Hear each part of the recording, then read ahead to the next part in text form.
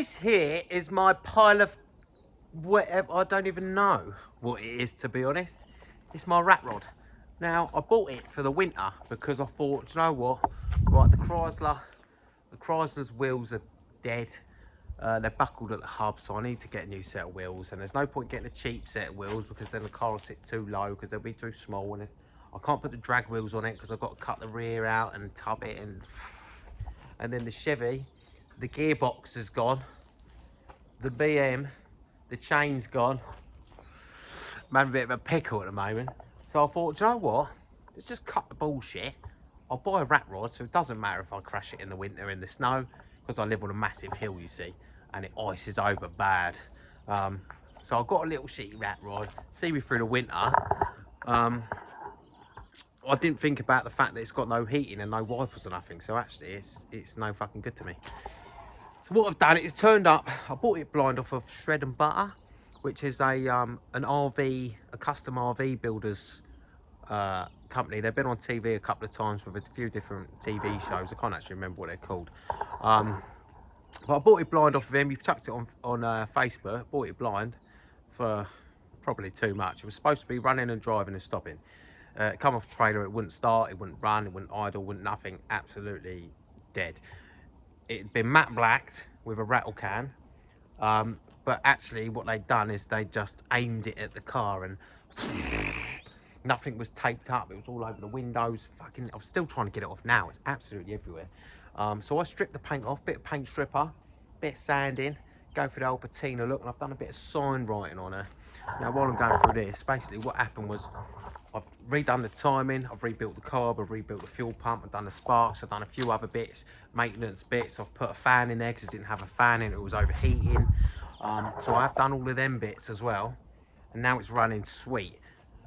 So let's run through a few bits. So this is a few little bits of sign writing I've done so far. But bearing in mind this is a rat rod, I've not done like a professional jobby, but I've done it to fit the car. So I've done a little doodle area down here. As you can see, we've got Mr. Horsepower, cherries, 8-ball, heart swords, you know, all like the proper vintage kind of, a bit like what my arm tattoos like, to be honest. I've done a lucky 7 on the side. I'll get to that in a minute. There's a reason there's a 7. On the bonnet, I've done a little rat with the word rat next to it. Why not? This side we've got Gunslinger speed shot on the bonnet, and then Jigsaw on the side. Also get onto that in a minute. So I want an oops, because every rat rod's got to have an oops in it.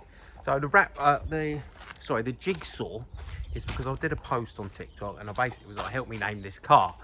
And because it's so many different pieces of car, one of the popular ones was Jigsaw, and I thought, do you know what, Jigsaw works because Frankenstein, everybody does Frankenstein, everybody does rat rod or death rod. It's just, so I wanted to pick something different. And Jigsaw, I thought, do you know what, that's quite fitting. Which leads us on to the lucky 7. Now, worked out there's about 7 cars involved in this. It sits on a Spitfire chassis, Mark IV, I believe. I've just polished up one of the wheels as well. I think I was better off leaving that dirty. The front end is a Ford Pop, a modified Ford Pop, but a Ford Pop. I don't know what's going on down here. Let me just show you quickly on the camera. There's some very interesting extensions in there. That wasn't me. That was already there. The window is, let me get this the right way around. I think the window and the surround kind of looks like a Morris 8. And there's bits of like, there's weird things on it, right? It's kind of like a combination between a Model Y, an Austin Ruby, and a Morris 8. And I can't fucking, for the life of me, work it out. Now, have a look at the window, right? Because you guys might actually be able to help me, right? That's the window. Ignore the fact everything's wonky, it's a rattled. And then we've got this weird contour on the front. So the contour, this is what's confusing me, right? I'm sure this is all Ford Pop, unless this isn't Ford Pop. Now, how can I show you? Well, this contour here, it's got a spearhead on it, right? I've not seen that on any car before. Maybe someone can help me, maybe someone else will know. But I was thinking maybe that was off of a different car to the body. Now, but the body although it's not in the right place, it is in the right place when you squash it down. That contour does actually continue around the whole car, which then just confuses the life out of me because I just don't fucking know what it is. We've got this little thing on the back. I mean, that looks Austin, doesn't it? No? But then the windscreen isn't Austin, I don't think. I think it's Morris 8. So I don't know. So we've got, it's also chopped as well. There is some weird joins on here. There's joins here, yeah, both sides. There's a join and there's a join in the middle. So I don't really know what's happened there. It's a bit weird and confusing. But if anyone could shed any light on that, that'd be grand. The inside, I think they are MX-5 seats. I don't know.